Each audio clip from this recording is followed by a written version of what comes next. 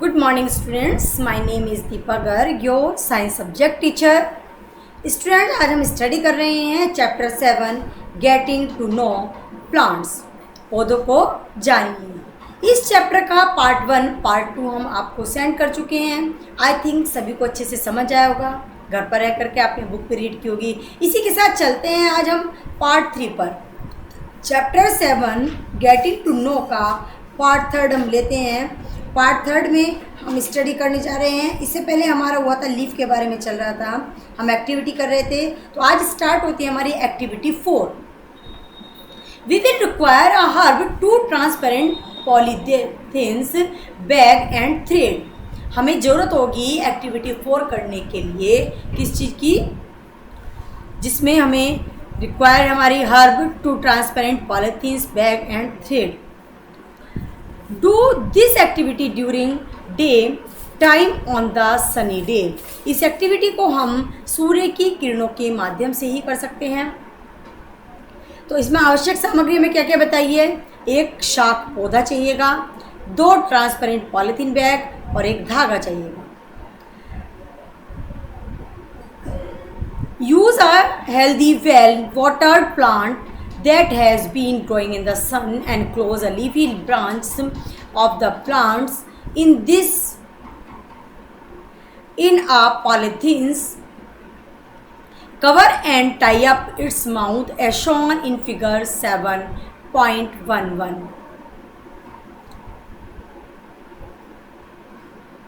After a few hours, observe the inner surface of the cover. What do you see?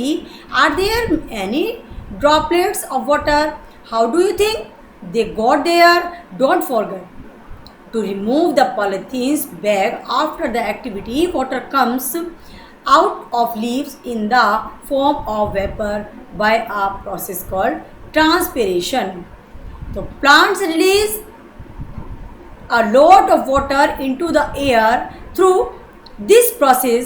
We will learn more about this in chapter 14। तो students इस activity में हम दिन के समय करनी है जब धूप बहुत तेजी से अच्छे से खिली हो। तो किसी पौधे की पत्ती वाली शाखा को जैसे हमें चित्र में दिखाया गया है उसके अकॉर्डिंग हमें लेना है। ये हमने पत्ती ली जिसमें बाकी पत्तियां भी दिखाई दे रही हैं। पॉलीथीन की खाली थैली पर भी धागा बांध देना है, धूप में रख देना है। कुछ घंटों बाद पॉलीथीन की थैली के आंतरिक पृष्ठ को ध्यानपूर्वक देखेंगे तो किसी थैली के अंदर जल की कुछ छोटी छोटी बूंदें दिखाई देंगी। किस थैली के जल की बूंदें दिखाई देती हैं, क्या आप बता सकते हैं यह बूंदें कहाँ से आई? क्रियाकलाप के बाद पॉलीथीन की थैली को हटाना मत भूलो। जल की यह बूंदें पत्ती से जलवाष्प के रूप में निकलती हैं। इस क्रिया को हम कहते हैं वाष्पोत्सर्जन। इस क्रिया को हम कहते हैं वाष्पोत्सर्जन।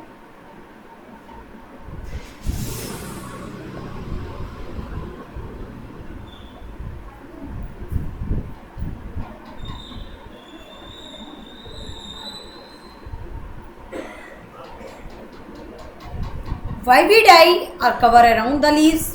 हमने पत्तियों के ऊपर थैली को क्यों बांधा था? Would we have seen the water evaporate if we had not tied a polythene cover? What makes the water appear on the polythene bags? अगर हम ऐसा नहीं करते तो वाष्प पौधों के वाष्पोत्सर्जन से निकलने वाली जल वाष्प को हम देख नहीं सकते थे। लेसन 5 में भी हमने स्टडी किया था कि इस तरह का इनके नाम बता सकते हैं आप। उस प्रक्रम का नाम बताइए जिसके कारण जल बूंदों के रूप में पुनः पॉलीथीन की थैली पर बूंदें दिखाई देने लगती हैं। पत्तियों का और भी कार्य होता है, आइए इसका अध्ययन करेंगे अब एक्टिविटी 5 में। Leaves also have another function, let us study this. Activity 5 we would require a leaf spirit, a beaker, test tube, burner, water, watch glass and iodine solution for this activity. इस activity को करने के लिए हमें ज़रूरत होती है पत्ती, स्प्रिट, बीकर, परख नली, बर्नर, जल, प्लेट एवं आयोडीन विलयन की। परख नली में take a leaf in a test tube and pour spirit to completely immerse the leaf. तो परख नली में एक पत्ती रखिए तथा उसमें पर्याप्त मात्रा में स्प्रिट डालें जिससे पत्ती उसे पूर्णतः डूबी रहे। अब इस परख नली को जल से आधे भरे बीकर में रखिए। बीकर को उस समय तक गर्म करते रहें जब तक पत्ती से हरा रंग पूर्णतः बाहर नहीं निकल जाता है। अब पत्ती को परख नली से सावधानी पूर्वक बाहर निकालकर जल से भलीभांति धोएं। इसे प्लेट में रखकर आयोडीन विलयन की कुछ बूंदें डालिए, जैसा कि आप देख रहे हैं चित्र 7.12 में।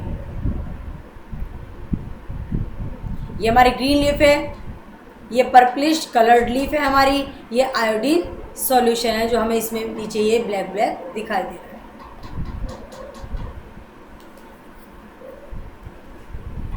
Now place the test tube in the beaker half filled with water. Heat the beaker till all the green color from the leaf comes out into the spirit in the test tube. Take out the leaf carefully and wash it in water. Place it on a watch glass and pour some iodine solution over it. Figure 7.2 में ऐसा आपने देखा है। तो आप देखते क्या हैं कि प्रेक्षण की तुलना में अध्याय 2 में जैसा आपने देखा भी था, तो हमने अध्याय 2 में देखा था कि कच्चे आलू में भी what do you observe, compare your observation with the those done in the chapter 2 when you tested food of the presence different nutrients. Does this mean that the leaf had starch in it?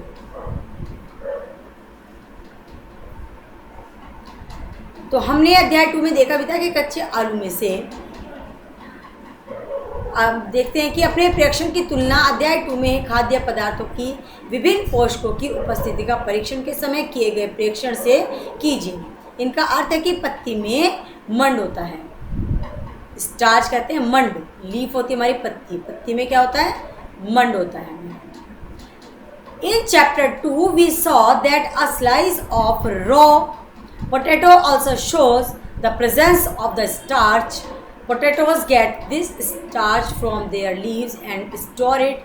Leaves prepare their food in the presence of sunlight and a green colored substance present in them. For this they also use water and carbon dioxide. This process is called photosynthesis. Oxygen is given out in this process the food prepared by leaves ultimately get stored in the different part of plants. We have seen that the stem supplies leaf with water.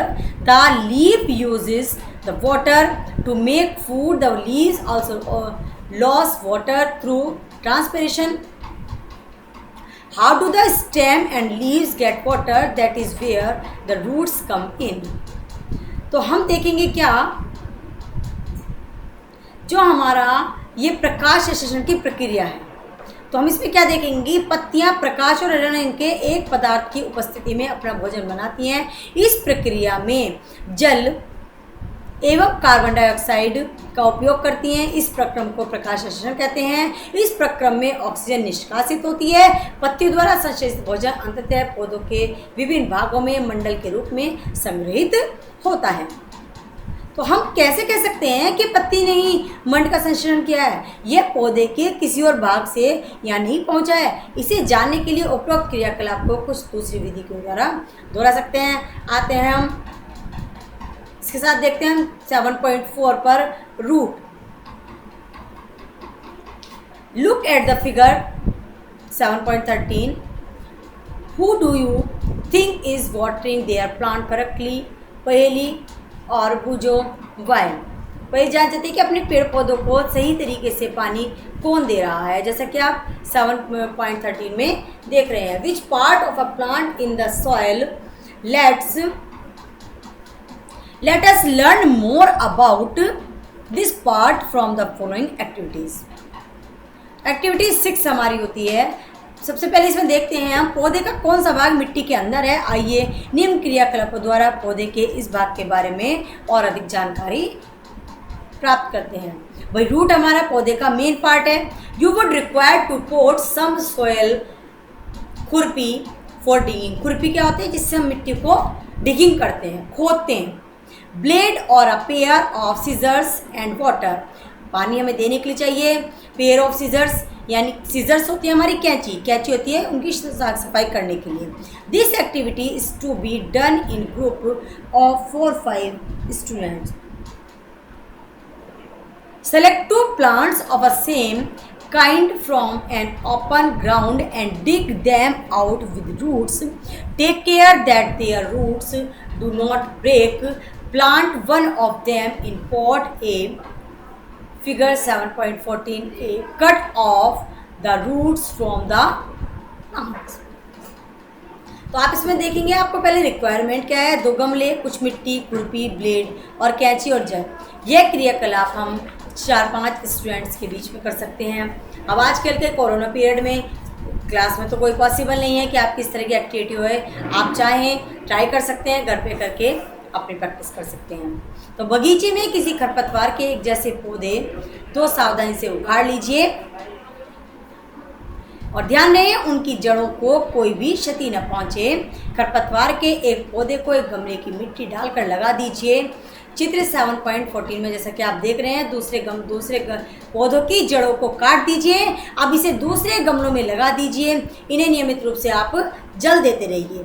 1 सप्ताह बाद आप इनका निरीक्षण करेंगे क्या दोनों पौधे स्वस्थ हैं। दोनों पौधों में नियमित रूप से जल दिया गया, परंतु एक की जड़ नहीं थी।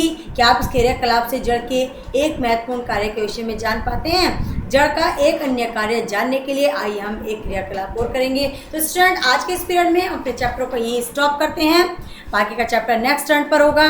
Stay home, stay healthy, study करिएगा, बुक को रीड करिएगा, वीडियो को वॉच करना है। Thank you everyone.